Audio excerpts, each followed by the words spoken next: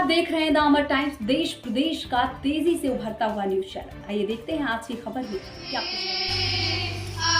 नमस्कार, आप देख रहे हैं आरजे न्यूज़ और मैं मोहम्मद जावेद, अम्बेडकर नगर, राय सुल्तानपुर। आइए आपको आज की बड़ी खबर से रूबरू कराते हैं।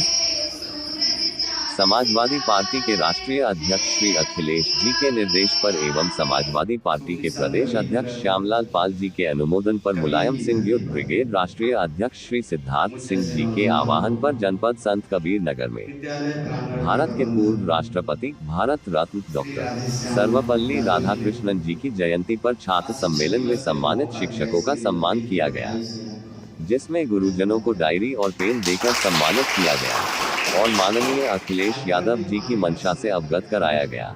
समस्त गुरुजनों को शिक्षक दिवस के शुभ अवसर पर संत रतन शंकर शिक्षण संस्थान इंटर कॉलेज बगही पर संत कबीर नगर शिक्षक सम्मान समारोह का आयोजन किया गया।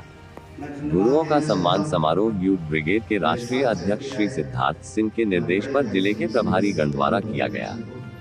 कार्यक्रम की अध्यक्षता श्री राधेश्याम यादव प्रबंधक जी द्वारा किया गया।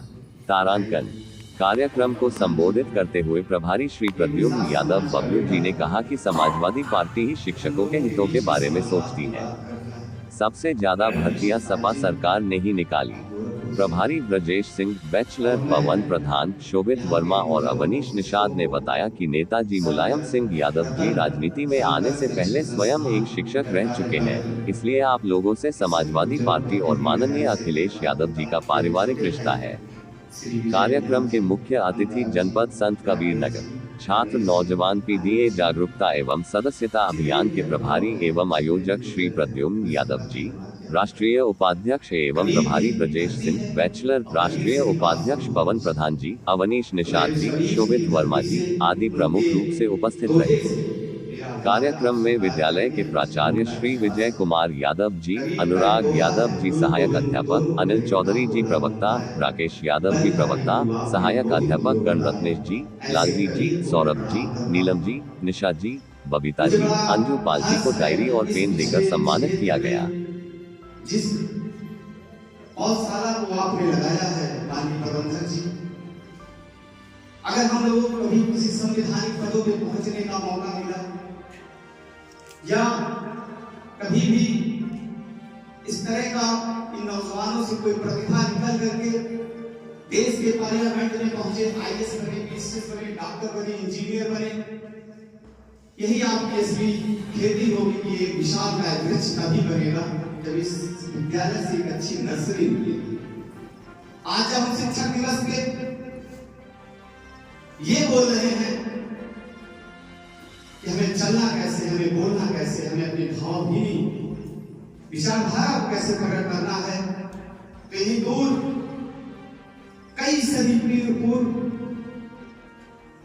ये जो मेरी बहनें बैठी हैं, ये मातृशक्ति का प्रतीक जो मेरी बेटियां बैठी हैं, मेरी भतीजियां बैठी हैं, मैं उन्हें कहीं ना कहीं उस दौर में ले जाकर के खड़ा करना चाहता हूं जिस दौर में एक क्रांति का बिगुल बजाने वाली ज्योतिराव फूले की पत्नी सावित्रीबाई फूले पैदा हुई, जिसने आपको हक, हकूक, अधिकार की बात कही, जो अपने घर से जब निकली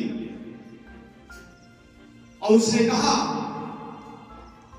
कि फूले जी जो हमारे समाज की बेटियां हैं, जो हमारा समाज है वो अशिक्षित है, अनपढ़ है, जाहिल है, वो अज्ञानता से बहुत दूर तक खड़ा है। ऐसी परिस्थिति में सावित्रीबाई फूले का उदय हुआ और सावित्रीबाई फूले के पति ज्योतिराव फूले ने उनको पठन पाठन कराया और उनके साथ एक और महिला मुस्लिम समाज की जिसने क्रांति रूपी बिगुल बजाया, जिसका नाम है फातिमा शेख।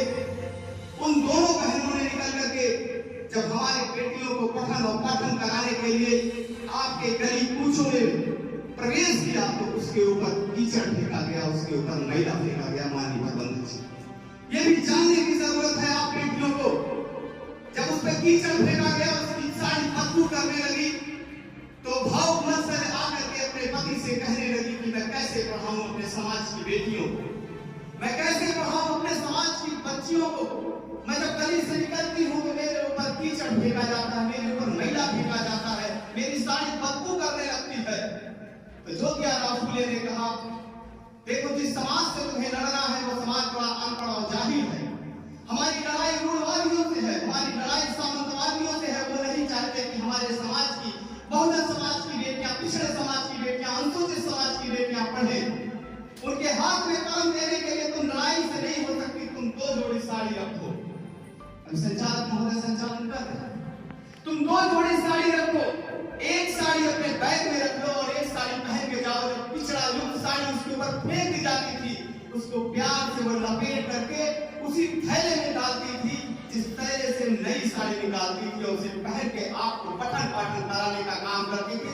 उसी का देन है, उसी की सोच है कि आज विश्वविद्यालय में प्रवक्ता बन करके बेटी पढ़ा रही है, आज विश्वविद्यालय में प्रोफेसर बन के बेटी बैठी है। आज उसी की देन है कि मेडिकल कॉलेजों में आप डॉक्टर हो, आप एमबीबीएस हो, उसी की देन है। तो कहीं ना कहीं आपको उस महिला को भी याद करने की जरूरत है। आज जब घर जाना, इस शिक्षक दिवस पे मैं आपको बता रहा हूँ, जब आज आप घर जाना तो एक बार यूट्यूब पे जाकर के सावित्रीबाई फूले का इतिहास पढ़ना।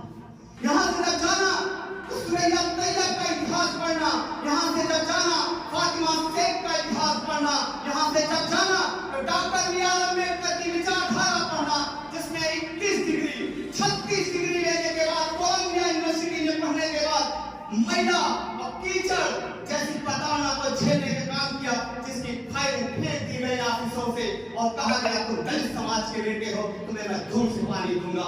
इस कहानी को पढ़ना, और जब तुम इस कहानी को पढ़ोगे तो तुम्हारे अंदर क्रांति आएगी, और जब क्रांति आएगी तो मैं दावा करता हूं तुम्हें कोई रोक नहीं पाएगा।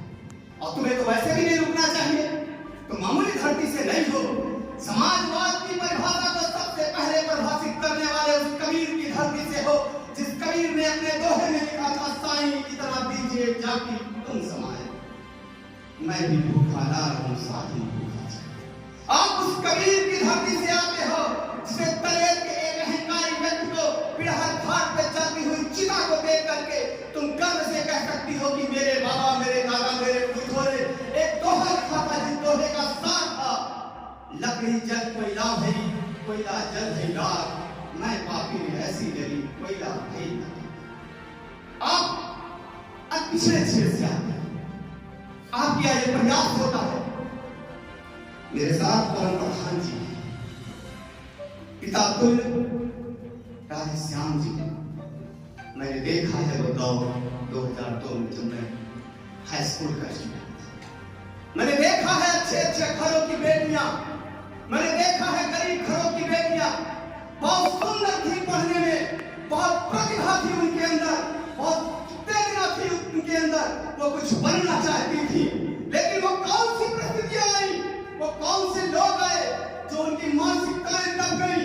आज भी जब मैं उन बहनों को देखता हूँ, आज भी जब मैं अपनी बेटियों को देखता हूँ, मेरे साथ पठन पाठन करने वाली उन बहनों को जब देखता हूँ कि आज वो बहुत से बदतर जिंदगी जी रही है, वो कौन से लोग थे जिन्होंने उन्हें शिक्षा से वंचित कर दिया। मैं कई बार धन्यवाद देना चाहता हूँ राधेश्याम जी आपको कि आपने पिछले क्षेत्र में जो अलग जगाई है कि बेटियां जिस दिन निकल जाएंगी एक नया भारत बनेगा। और पूज्य महात्मा गांधी ने कहा था, मैं भाषण नहीं करता, मैं चिंतक विचारक हूँ, मैं पढ़ लिख करके राजनीति में आया हूँ, मैंने पता नहीं कितने दलदल और कितने समुद्रों को देखा है। मैं बता रहा हूँ, मैं पूज्य महात्मा गांधी की उस विचारधारा को आपके दिल तक पहुंचाना चाहता हूँ। महात्मा गांधी ने कहा था, जब एक व्यक्ति शिक्षित होता है तो सिर्फ एक व्यक्ति शिक्षित होता है, लेकिन जब एक बेटी शिक्षित होती तो एक समाज शिक्षित होता है। मुझे एक बेटी शिक्षित बनाना है जिससे एक समाज शिक्षित हो। मैं ये शिक्षा देने आया हूँ। मैं जवाहर लाल नेहरू मेरे कसम हमेशा रखा करती थी कि मेरे पिताजी फैन चलाते हैं, 4 बजे रात को गोविंद शाम मेले में टिप्पा गिराते हैं। मैं भी जब रोडों पे निकला, माननीय प्रबंधक जी गवाह है, जब मैं भी रोडों पे निकला सोशल जस्टिस की बात करने, व्यवस्था परिवर्तन की बात करने, तो लोग मुझ पे वोटिंग करते थे। मैंने वोटिंग को स्वीकार किया, मैंने परिस्थितियों को स्वीकार किया और मैंने ये संकल्प लिया, समाज में जन जागृति और क्रांति फैलाने के लिए मुझे कुछ करना पड़ेगा, मैं करूंगा। मैं स्वर्गीय चंद्रिका प्रसाद यादव जी को धन्यवाद देना चाहता हूँ। उनका सबूत जिले के उस सदन का मेंबर बना और मेरी बहन सेक्टर अफसर बनी और मेरा भाई जनपद उन्नाव जैसे जिले का आज जिला जज है, ये मेरे लिए गर्व की बात है। मैं एक ऐसे समाज से आता हूँ, हमने एक ऐसा समाज किया। तो आप अम्बेडकर को, उस अम्बेडकर को जिस अम्बेडकर ने कहा था शिक्षा वो सीढ़ी का दूध है, जो जितना पिएगा उतना खाएगा। तुम उस महात्मा